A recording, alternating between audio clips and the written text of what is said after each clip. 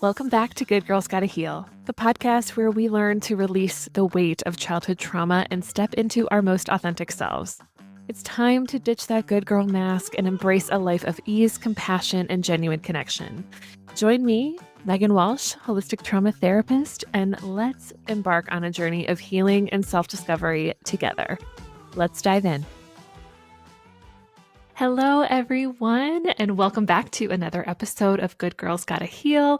I am Megan, your host, and I am really, really, really excited for today's conversation. We have a super wonderful guest. I am here with Stephanie Bigato, and Stephanie is a licensed marriage and family therapist who works with couples to deepen their emotional connection and vulnerability. We love that so much. And so welcome, Stephanie. I am so grateful to have you here with me today. Thank you so much, Megan. I am so excited for our conversation and being here. Thanks for having me.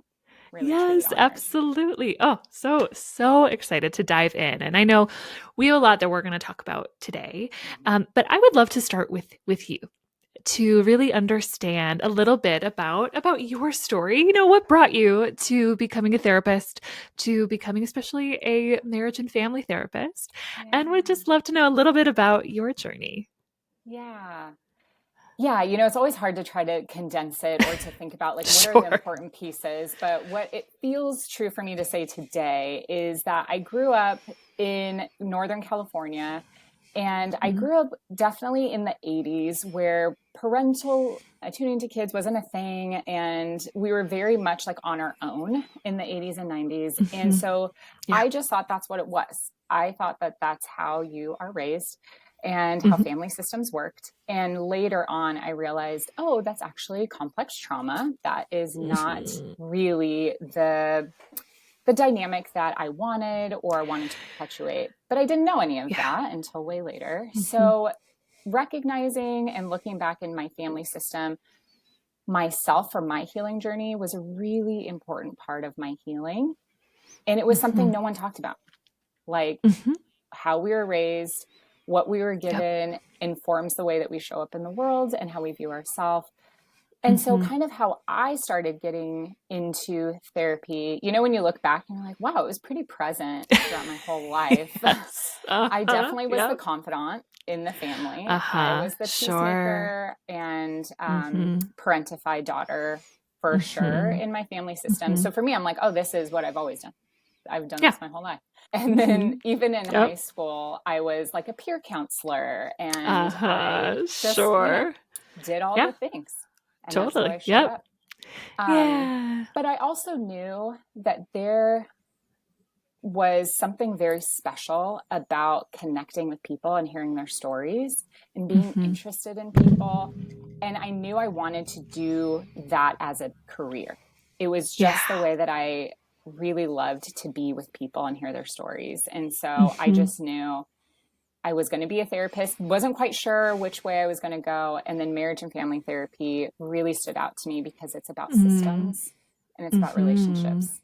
And once I found that out, I was sold. I was like, oh, that's my path. Right. Done. I love it. Because I know a lot of therapists that can get maybe feeling a little nervous or scared when it comes to being in the room with a couple, with two people. Yes, and I get that a lot, you know, like, I could never do that, but I love it. I have the same feeling towards couples work, and just like, oh, it's so exciting, right? To be able to, again, to support a couple to improve, right? Communication, to understand what's happening underneath the surface, underneath whatever conflict is present. Wow. And so, and tell us a little bit too. So you became a marriage and family therapist, and tell me how, and actually I want to go back for a second to, let's talk for a minute about complex trauma. We've had an episode a little bit a ways back on complex trauma, but I wonder if you can remind everybody what complex trauma is. So, you know, I'm sure that there's lots of different definitions and explanations about it. But sometimes I feel like one that's accessible to me is when we look at complex trauma, we look at it in terms of relational trauma. So it's a way in which we have endured kind of long-term chronic experiences of neglect or emotional neglect or physical, emotional, kind of all the gamut of it, the family Mm-hmm. system in general. So that's kind of how I look at it. But Mm-hmm. I'm sure you have your definition if you want to Yeah. add to that, but that's kind of Mm-hmm. how I Yeah. define it. I look at it in the very, very same way. So, what I think it's important to know that when we are talking about that, right, it is, yeah, the chronic, prolonged, experiences of lack of emotional attunement from a caregiver and Yeah. just the impact that that has. And I'm so curious again, and as much as you are willing to share, or even just more generally, how did that impact you as you grew up into, your, I know you share that you've been married for 20 years and have 4 Mm-hmm. kids. How has that impacted your role as a partner and a mother? Yes. Gosh, I feel like I'm still learning about how it's Yeah. affecting my role as a Yes. mom and as a partner. But I think the Uh-huh. ones in which that stand out to me that I recognize now is that I very much became a fawner. And a fawner is kind of Mhm. another term for kind of people pleasing or kind of codependent behavior, where I very much found my safety in tending to other people's Mhm. emotions. Mhm. And of course, I had no idea what that was. I had no language for it, but it was how I showed up. And Uh-huh. if there was distress anywhere from my partner, Mhm. my kids, and, as I'm sure you know, or people listening, people get distressed often. It happens a lot. And it happens with Yes. your partners and friendships and family members. And so I was constantly in a state of trying to appease and take care of and manage other people's Mhm. feelings, in never recognizing it's because I was in distress. I was having a hard time. It Yeah. was Right. bringing up old memories and feelings of my life, real memories and Mhm. feelings of my life Yeah. that I was still trying to take care of and tend to. So that was the Mhm. major way that I noticed it showing Yeah. up in my relationship and my Yes, kids. absolutely. And I love how you named that it is still something, because of course it is, right? It's Yeah. actually, even as therapists, it's not something that we are eliminating from our lives completely.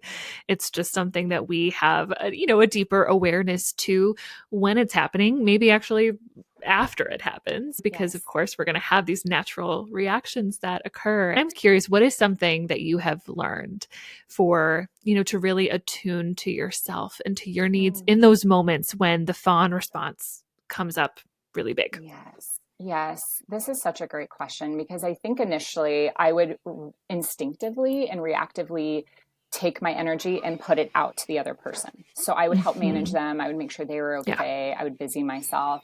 And I had to learn how to take that energy and bring it back in. How can I tend Mm-hmm. to my inner world instead of trying to manage my outer world? And Mm-hmm. that's when self attunement really hit home for me. I was like, wow, this is something that I can give myself instead of managing other people, which we know we can't do. And that Mm-hmm. was I kind of a know. gamble to manage them. And I was still left untended. So Mm-hmm. I remember reading about attunement, just attunement in Mm-hmm. general. And Dan Siegel talks about it as the feeling of feeling felt. And that's Mm. kind of his definition of it. And I Yeah. was like, how can we do this to self? How can we Yeah. bring this back in? Because I'm pretty sure I need to do this. Oh And yeah. Yeah. that's kind of where my love for it and my evolution of Mm. it really took hold, is I need to bring this energy back to me. Back to So me. how I Yeah. started doing that was just noticing what I was feeling. Oh, I'm feeling uncomfortable when this person is Mm-hmm. upset. I'm feeling Mm-hmm. anxious about that, or I'm feeling like I want to run away. I'm hitting Mm-hmm. my Yep. capacity here. And Yep. then I would tend to it. What do I need? How do I validate that? Yeah. And that's kind of how I encapsulate self-attunement, is Oh, I'm providing what I'm feeling, what I need, and how can I validate that? right. Totally. I love that so much. And right. And when we break it down in that way, it is so simple. Yeah. It's a really simple, just right, check in with self. What am I feeling? What do I need? How do I get that need met?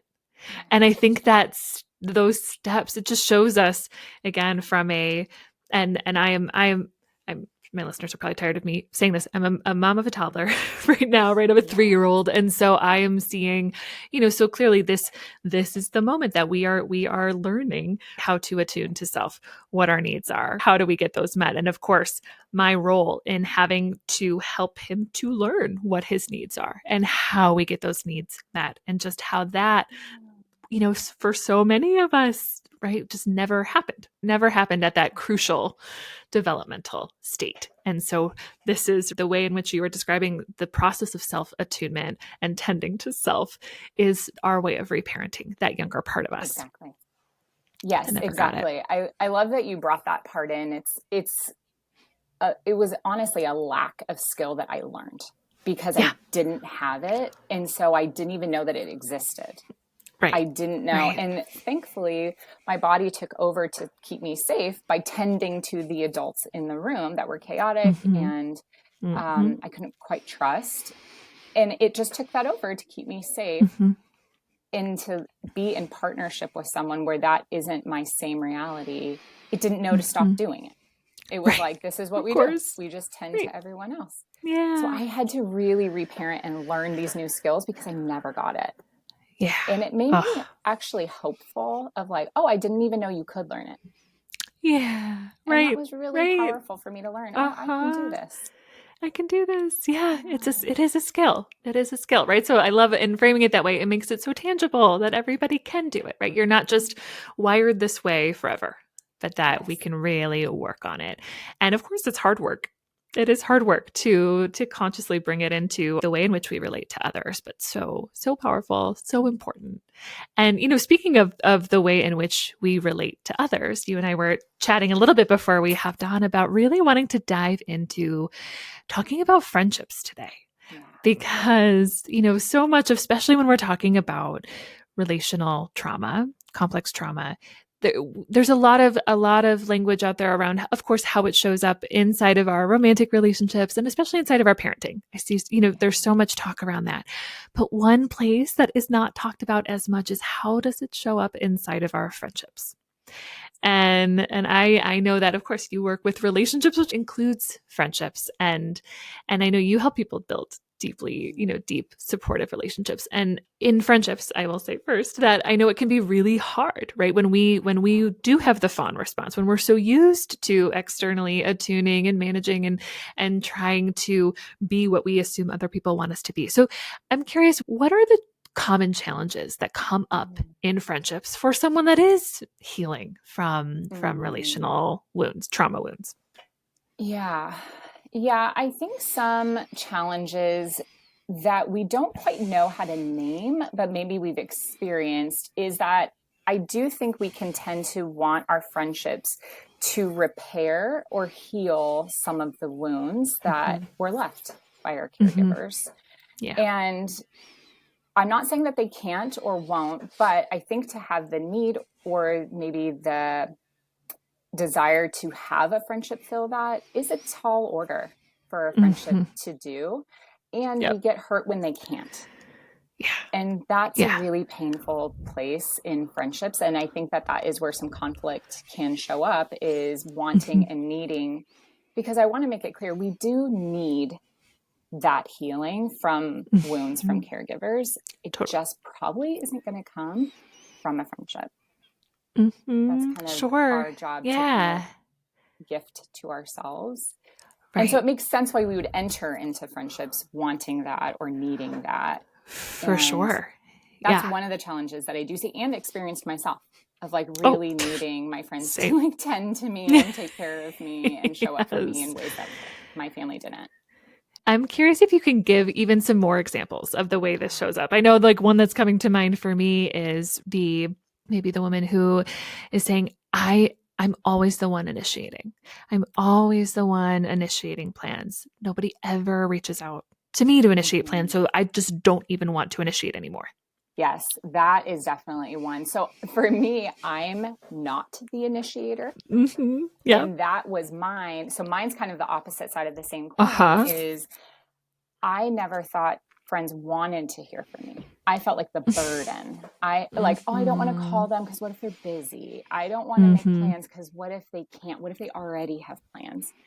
Yeah. So mine kind of showed up in that way of never feeling worthy enough to Uh-huh. engage in friendships or to pursue in that regard because I just felt like I was in the way. Yeah. So that was Oh, one of my examples. And uh-huh. then I do see kind of the tension of when friendships can't quite be what we need them to be. So if Mm-hmm. we're left out because of just our schedules didn't align or things like that, it Sure. really reveals a lot of our wounds in ways that we weren't expecting or ways that we Oh, weren't ready for, yeah. probably. And Right. I just want to say it's really hard, really painful, and it's our invitation that those are where the wounds are. And so, Mm-hmm. can we Yep. allow our friendships to trigger those places or allow our friendships to reveal Yes. that Yeah. to heal them? Oh, I love that so much. And so let's say we get to that point of like, oh, and of course, I mean, I can only imagine parenting, especially teenagers in today's, society who are seeing all of their friends, I'm sure at times hanging out without them, Yeah. and how deep of a wound that is and how hurtful that Yeah. is.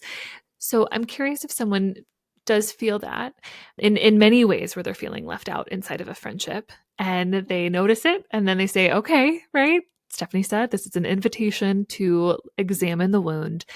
What would be a way that you would could help them Yeah. be able to step into getting curious about the wound, and what can they do with that, especially inside of the relationship? Yes. Yes. I think I love the way that we talked about this with self attunement first, because I think we Mm-hmm. have to kind of bring that with us into this Yeah. conversation that we get to now explore inward, our internal world, our internal landscape. And that can be scary sometimes if this is new or we're uncertain what's in there. And so we just Mm-hmm. want to go really slow. We have lots Mm-hmm. of time to kind of check in with ourselves. But one of those can be asking ourselves, like, what does this remind me of? Like, what Mm-hmm. is happening in here? Just kind of really packaging it with curiosity. What Mm-hmm. what is coming up for me? And see if we Yeah. can name some of it. I'm feeling Yeah. rejected, or I feel not good enough, or I feel like Mm-hmm. they don't care about me or don't love me. Then Yeah. we can tend to that. We can Mm-hmm. validate that. We can engage with it in a way that our friendships may not be able to or can't, not Mm-hmm. because they're not good people, but because it can feel really Sure. hard or they're busy or whatever. But Right. we Right. can do that. Right.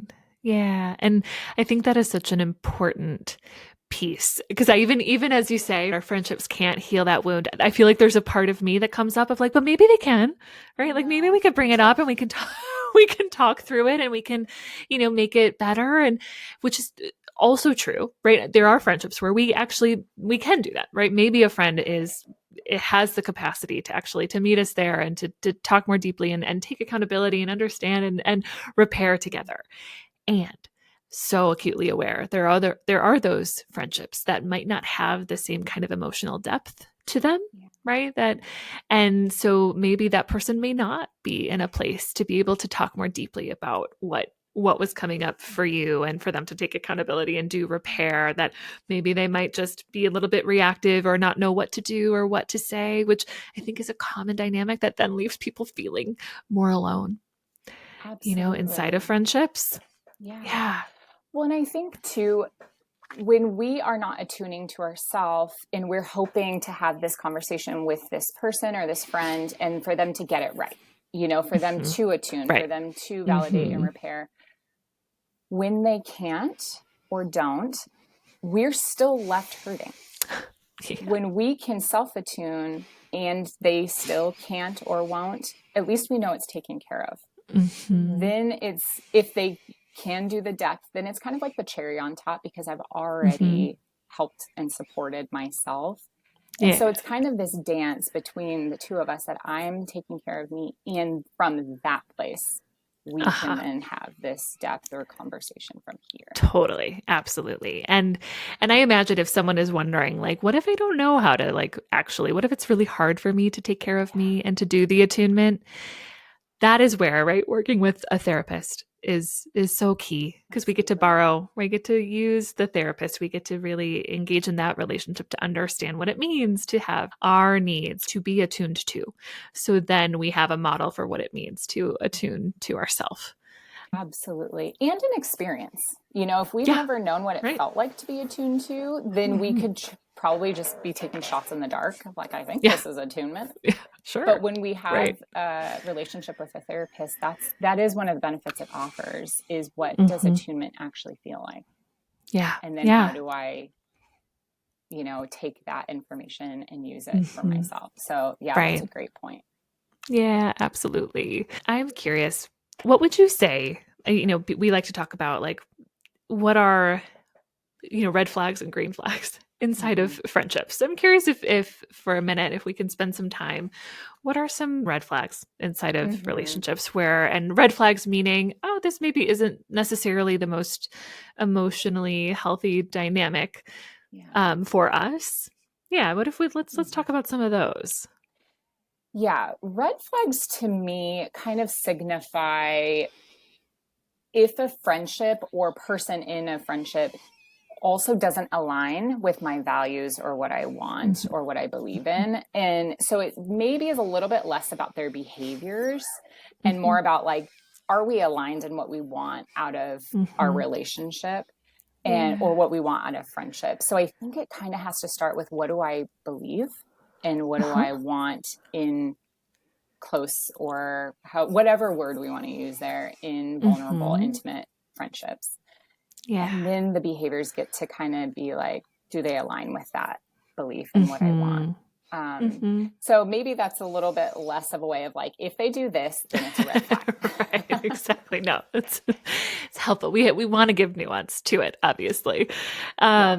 But that is helpful, right? Because actually, you're so right. So much starts inside of the values. Do we share the same values? Because then inherently, if we don't, we're automatically not going to feel so seen and Absolutely. feel connected, because yeah, if that is a barrier in the way, it's going to be a barrier inside of the quality of the relationship itself. Right. Right. And I Hmm. feel like red flags, you know, maybe I feel like I have this part of me too that's like, I probably had red flags like at certain points in friendships. Same, So I yes. feel a little bit apprehensive of being like, if they do this, I'm like, Yeah. it feels a little bit like if it's chronic, if there's no willing to Hmm. like accept responsibility or Hmm. growth, and that's kind of Hmm. my kind of desire for friendships is like, are we willing to both grow and look Yeah, inward at the ways in which we show totally. up in this friendship? So if that Hmm. person doesn't have that same belief or value, they're not going to. And I'm like, hey, Right. you really hurt me. Do you know why Hmm. you bit my head off? Whatever. Yeah, right. If they don't have that same value of looking inward and taking Hmm. responsibility, we're going to keep coming to an Totally. impasse. Exactly. Oh, it's so true. And I want to own like my own friendship red flags, right? Which again, I think we are not saying that red flags mean do not be friends with them. Yes. They mean, oh, some areas to be curious about. Like for me, I am chronically like I read your message and then I don't, I don't respond for like 3 or 4 days. Yes. Which again, so not intentional. And I get to take accountability for that. I get to Right. say, I am so sorry. I know that may have been hurtful, right? That Mm-hmm. likely could have been painful to not hear from me, to not get a response from me. And I'm super going to own that, which goes right to exactly what you just said, a shared value of being able to own and take accountability of those moments of rupture Absolutely. Yep. inside of the friendship, for Yes, sure. exactly. Yeah. And I guess that leads us to, in what ways, what are some aspects of relationships that help us, we'll call them green flags or some markers of an emotionally healthy friendship. I love talking about this part of it. I love looking at Hmm. like, what are the things we want? What are the Hmm. things we desire out of a friendship, not just what we don't want? Because the Yeah. things we don't want are painful and we know those Yeah. parts, but the Yep. stuff we do want, we don't always name or voice. Hmm. And I think that is maybe something that gets to be a little bit individualized, but collectively, there usually is some sense of feeling emotionally safe enough in this Hmm. relationship. And I want to be careful. It's not, for me personally, it's not safe or unsafe. It's safe Hmm. enough to work through my stuff with, alongside Hmm. each other. Yeah. So I do think there is like, is there some capacity to be able to talk about things that can be uncomfortable? Mm-hmm. having these uncomfortable conversations about what I'm learning, what I'm growing, what maybe has hurt me, and Mm-hmm. this kind of shared responsibility to the friendship of giving the benefit of the doubt, but also being able to take responsibility, I think is a really, really important part of long-term close friendships over time. Yes. Yeah. Oh, it's so true. It's so true. And I love that, right? The ability to be vulnerable, the ability to talk about where I am, how I'm growing, how I'm shifting, right? And again, that ownership of, again, how is it playing out between the two of us? Because I think we talk so much about this is what you do inside of your romantic partnership in order to improve the relationship. But there is this like assumption around friendships that like just because you're friends doesn't means that you don't have to work on it. Yes. And and that can be hard and uncomfortable, right? To bring that conversation up inside of a friendship, which is precisely why we know that the ones that feel safe enough are the ones that you feel like I could Mm-hmm. if I wanted to. It's hard, and I could. Absolutely. And God. you may not even know right away, like, can I Yeah. bring this up? But if Mm-hmm. there is enough muscle there, even if Mm-hmm. that friendship gets, you bring up something that was painful or harmful, and that friendship person with you can hear you, even Mm-hmm. if they get a little bit defensive, it's like we're building Mm-hmm. muscle. We're Yeah. practicing how to Yeah. stay in this conversation a little bit longer, or how to Uh-huh. take this to the next level. So you may not always know ahead of time before you risk, but then when you Yeah. risk, how does that Mm-hmm. person receive it and how do they show up Right. in that? Right. Can we have the capacity for any, we'll call it conflict or what I know feels Yeah. like conflict and naming a hurt? Do we have the capacity for this conflict to be connected? Mm-hmm. Because right in every relationship, it's the marker of the healthy relationship is not the absence of conflict, but the way that we repair, the Mm-hmm. way that we can stay connected and repair together, which is huge. And Absolutely. And it was, kind of thinking back to my childhood and the ways I mhm, showed up in relationships, that was probably the hardest part, was how mhm. do I engage authentically to myself at the risk that this person could be upset with me, someone I really care Yes, about, yes. and Oh, say my side of something or say what I think about mhm. it. And Right. so that was probably the hardest one for me personally to Totally. overcome, is that conflict is not Mhm. bad. And I am not a Yeah. bad person Yep. because they're upset with Mhm. me because I said this thing. It was For sure. really Yeah. tough. Yeah. Absolutely. I want to share a story from I'm thinking of my best friend from college, and we were roommates, and she is someone who is way more direct. Like she's going to tell you exactly what she thinks and feels, and I, the opposite. I was going to just again be the good girl, the people pleaser, just try to make sure everybody's happy. I'm not going to initiate conflict. And in our sophomore year of college, we lived in a triple, and we had another friend that was supposed to live with us, but then that friend could no longer live with us, so we got a random person that lived with us the first year, who, my best friend and I, we both were in agreement that like, oh, like we're not actually very, this person was just very withdrawn and really not connected to us, and it was an interesting dynamic, right? Because we all had to share a Yes. bedroom, and there was this one moment where we needed to address something with this roommate, and I remember being like, I can't do it, I can't say it, and my best friend being like getting really frustrated with me that like I couldn't be the one to say it, because then it was on her to have to like say the hard thing and have the hard Yes. conversation. And I just remember at the time, like my stomach was in knots. Like I was like, I can't do it. But and us obviously still best friends today. We get to reflect on that time. And of course, then I get Yes. to take accountability for like, hey, yeah, I'm sorry. I kind of left you hanging there because that was really hard for me to bring up.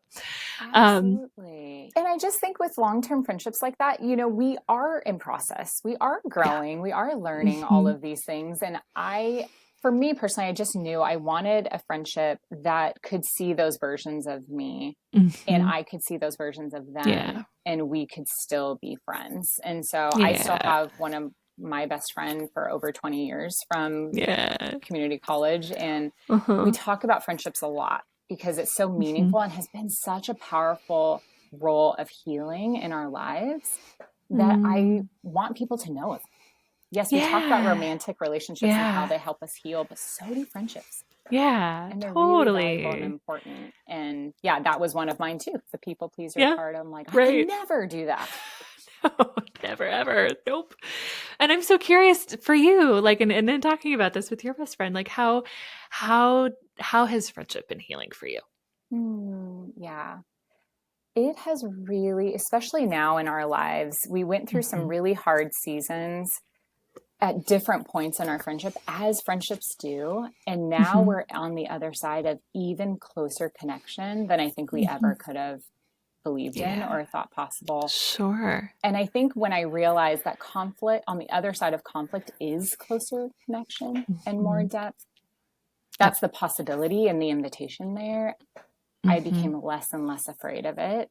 And it Yeah. also helped create close attachment. Stuff that we should have gotten when we were young and we didn't get, I was able to have with a partner and with a best Hmm. friend of like, oh, this Hmm. is what close attachment feels like. This is what Yeah. it's supposed to be. Right. And so it Right. healed places in me. When we have secure attachment, we get to go out in the world and play and be adventurous. That's what Hmm. close attachment gives us, is the ability to Hmm. go out in the world. Hmm. And that was Right. something I learned through friendship first before I even got married, was close Sure. attachment and connection gives me the ability to be confident and bold and go out in the world. And that was Hmm. really powerful. So powerful. And I imagine too that it's, and when we say, right, we got this from friendship, it's not that your friend was like the standalone, right, person who was doing that for you, but it was, again, like we said, right, it's the way you showed up inside Yes. of the friendships, right, and the work that you were doing to be able to stay present and be able to maintain that secure connection. Yeah. Yeah, you're right. It's like kind of like alongside, Yeah. instead of her Hmm. doing that or Right. providing something, it was like, can she come alongside Yeah. while I am, and can I Right. be alongside her while she's Yeah. doing her Yeah. work and growth? and and accept me and be with me, right, through all the various chapters. And again, we know that, like, this in and out motion that I'm doing with my hands right now, this is something that in the healing journey I think we all feel. There are times where we feel really close and connected and in it, and then there are times where we might Yeah. feel a little bit more distant, which I think is the cadence to friendships too, Yep. right? There are going to be seasons where you're so much more connected and seasons where you feel a little further apart. I know I'm in a season with a lot of friends where everybody has littles, infants, toddlers, and it's beautiful to connect with them on it and to be like, to get like, oh my God, right, this is Mm-hmm. this is quite the roller coaster. But also, we all don't have a whole lot of time and space for our friendship also, which we all have to Yep. kind of navigate and grieve, because it's like, I miss you, I miss seeing you, and I feel disconnected from you, and of course I know that season happens, in various ways wherever you are.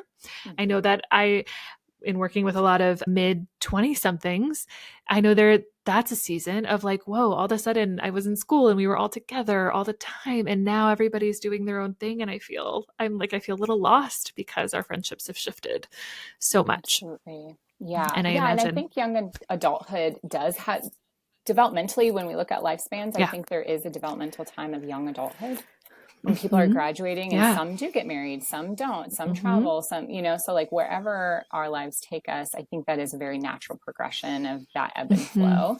That sometimes there is a Yeah. disconnect time, and there is another disconnect time when there are littles involved, and Hmm. there may be another disconnect when they Yeah. launch, all Yeah. of that. Right. So that makes sense. Absolutely.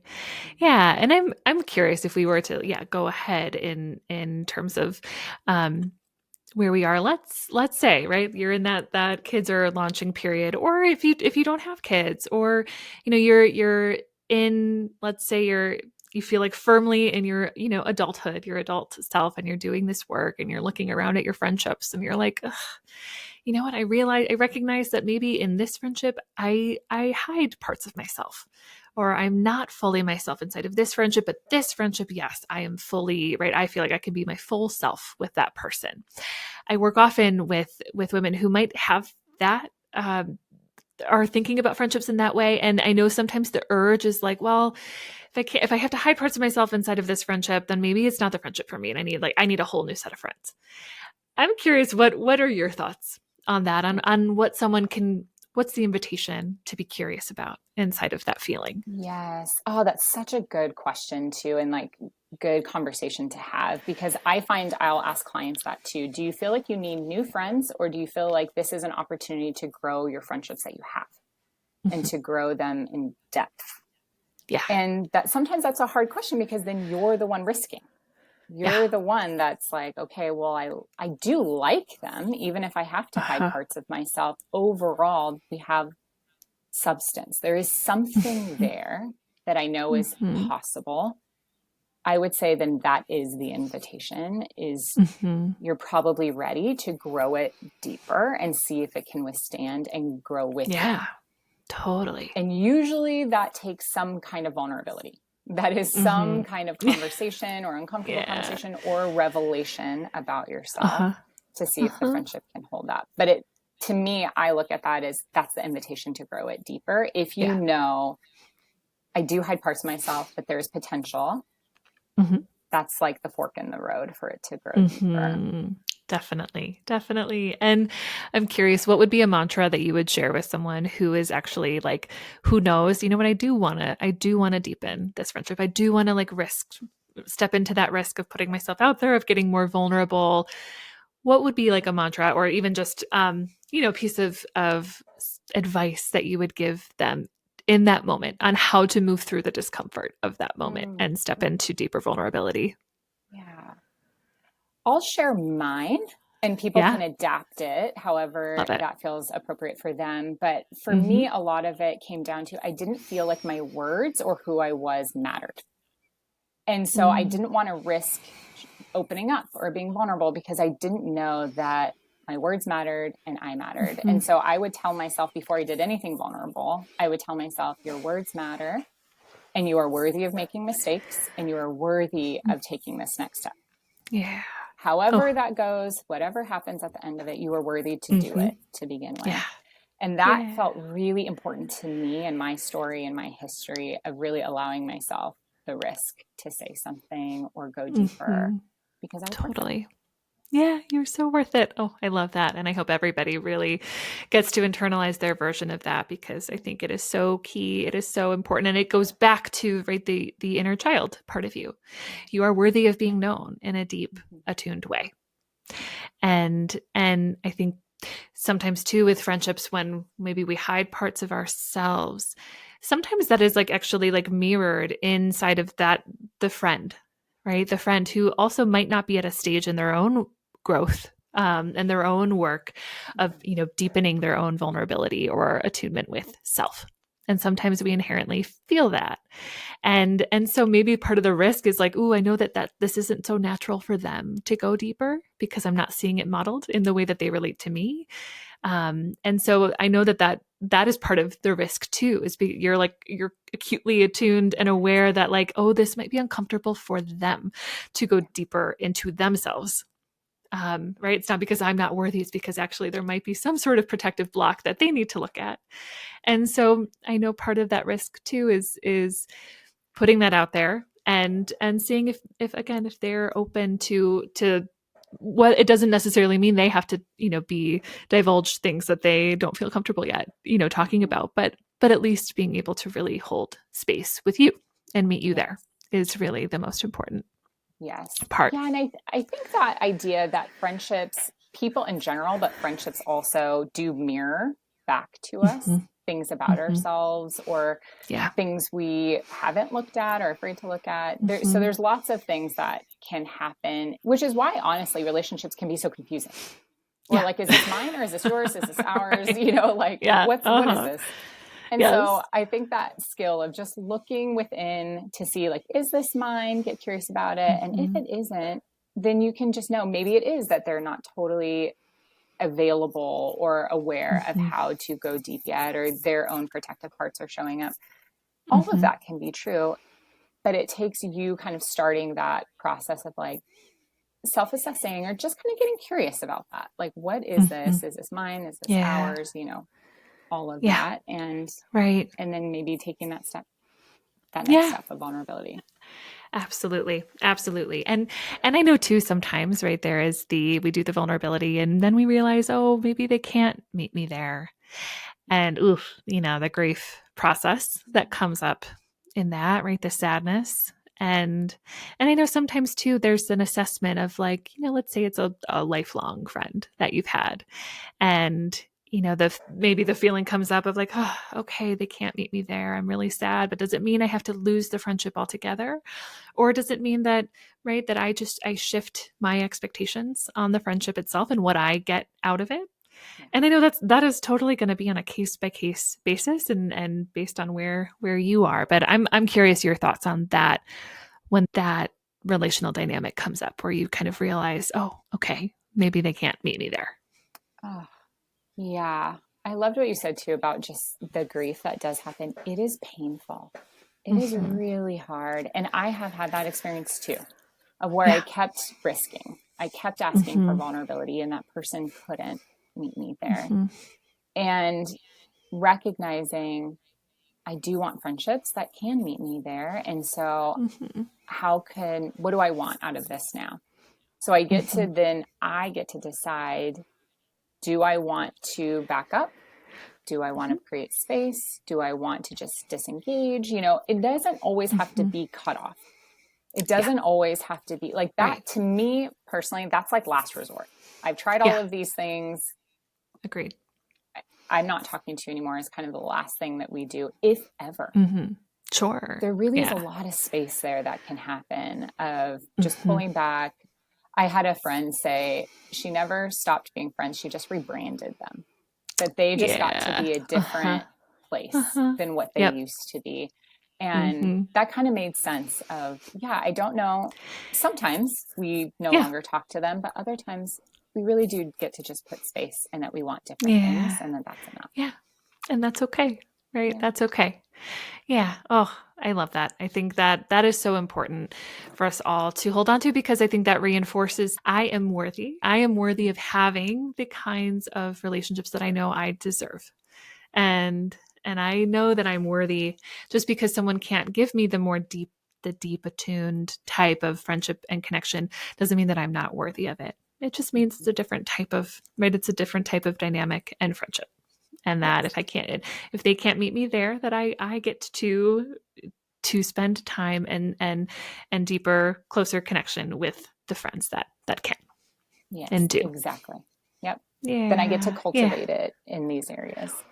Mm-hmm. Absolutely. Absolutely. What would you say? What would you say to a younger version of you who Mm. maybe was, and maybe in all of her relationships wasn't sure maybe how to be her most authentic self or was in this space of I want to make everybody else happy. What would you tell her from this version of you today? Ah, what a great question. What I feel led to tell her is that I see how hard she's working and I see how much relationships mean to her, Mm-hmm. and that she gets to learn and will learn how to show up for herself and that she's worthy of showing up as herself. And then I'm just Mm-hmm. so proud of her.